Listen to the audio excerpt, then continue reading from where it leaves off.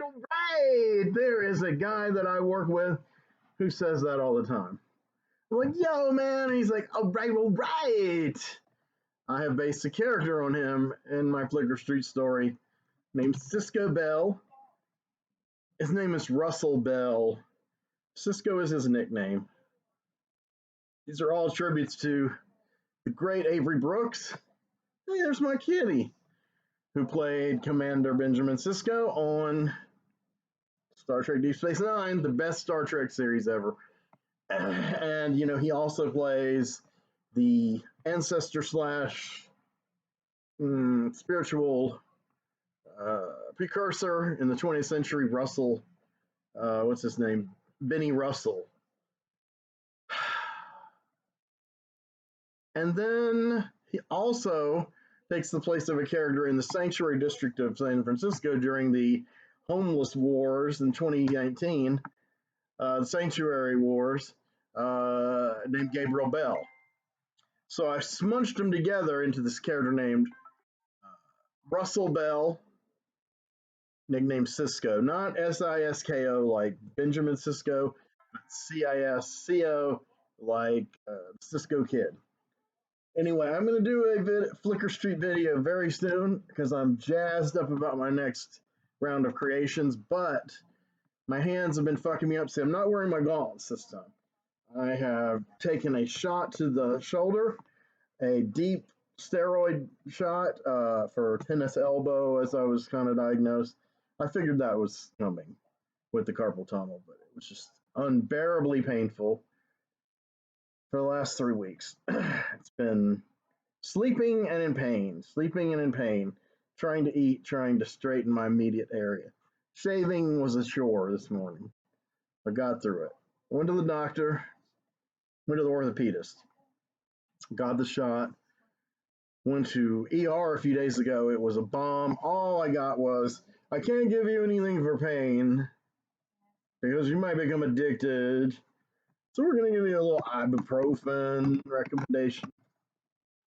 And he recommended a bunch of other stuff. But luckily, he felt so bad because I was so put out. He gave me prescriptions to like nerve pain medicine and lidocaine patches and all kinds of shit that'll see me through. I have like one Vicodin left, which is about the only thing that's been able to cut this pain. Well, the shot numbed me up, and then I took the first round of the ER guys' regimen, and I'm drinking quite a bit. So I took off these. I'm typing. I'm getting some tingling, some numbness, but it's not so bad. So anyway, I'm having a decent hair day. It's falling out like crazy, but at least it looks cool. My buddy's here. My good buddy. Buddy, do you want to say hi? This is Kal-El. Look at him. He is adorable. This is my best buddy in the whole world. He snuggles me every day and every night. He can't wait to snuggle. He can't wait for me to get comfortable in the bed so he can get in this one little niche, get all warm, and then I can like rub him and he doesn't get all prickly and touchy. Because, you know, cats, their sensory thing with like, look at him. The sensory thing with like their whiskers and their hair and stuff, it's like an electromagnetic field. I learned all this recently with YouTube videos about cats, like Jackson Galaxy, great channel. Senior Cat Wellness, also a great channel.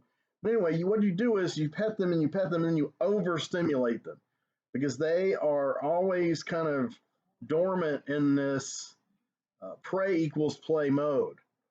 So you get them super, super charged up and they get hyper, and that's when it's too much. The pleasure turns to pain. And that's why they claw you all of a sudden and bite you. So I'm trying to be, you know, less is more, hands off sometimes. Let them come to you for pets.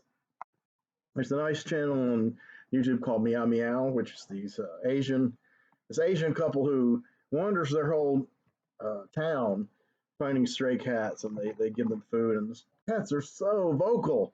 I guess because they're so fucking hungry, but they are just a whole lexicon of meows and shit. It's and purrs and trills. This guy used to be super quiet.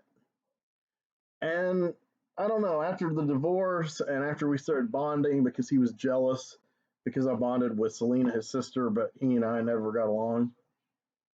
He finally started vocalizing, and when Kelly moved in, I said, Callow is finally becoming a cat. And she said, and you are finally becoming a man. Ah, I don't miss her anymore, but she definitely had a profound effect on my everything, as you all know from all these videos. Tonight, I am mourning the more recent love of Ad Meliora. I left her final voicemail, a very impassioned plea, slightly tipsy, and really cut to like, hey, this is what I love about you. This is what we shared. This didn't need to end so quickly and play out this way. You know, everybody has their demons. My therapist is changing, so I'm going to see her 2 more times next week and the week after. So I'm a little nervous about going into the new year with a new therapist because that can be bumpy because it takes so long. I've had this therapist a year. It takes so long to get to where you feel comfortable sharing your inmost demons with someone new, and then as soon as you're there, then the rug's pulled out from under you. I had this wonderful therapist named uh, Leslie K. Matry. Now she has a surname. I posted about her on Facebook. She now has her own kind of clinic, Ayurvedic basis to her stuff. She's a very kind of mystical hippie lady, a year or two older than me. Really the sweetest, kindest, most attuned therapist I've ever had. And I based my character, Bryn Deerfield Dharma, on her, and that is a key character in my Ellinger story. Subsequent to that, I had some crappy therapists, which I also based one of them on a character on them. Well, the lady was named Monique. I named the character Dominique. You know, she was a very young and attractive, racially mixed lady, extremely curvaceous, but you know, still a turn off. I didn't like. I wanted to look at her body, but I didn't because she was such negative energy, and so like, hurry up, get better, get better. We gotta run you through the system. It's kind of like in Joker, you know, the mental health crisis in America. But then I got a great guy on down the road named Tom Peterson. I based the character Todd Lamarck on him. I'm right to the point where I have a critical storyline in Flickr Street that takes place in November on election night 2012. A lot of characters die, a lot of characters converge in this one party in Boston that's like an election night celebration, almost premature for the incumbent president who gets reelected, though it's kind of a close match, much like our 2012 real life election was.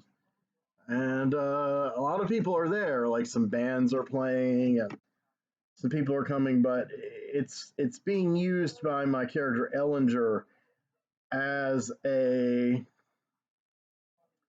statement. He's bringing a character in who's got a lot of power and is kind of spending his power and ending his own life. Like, kind of a, I don't know how to describe this character. Kind of a human, very human emotions and weaknesses and fallacies, but he has this kind of demonic presence within him that I've kind of put on the back burner. And when he finally decides to end his life because of a disastrous love affair with his muse, Frankie Lynn Tudrow. That's the green lady whose face I use as an icon for all my stuff, Frankie. And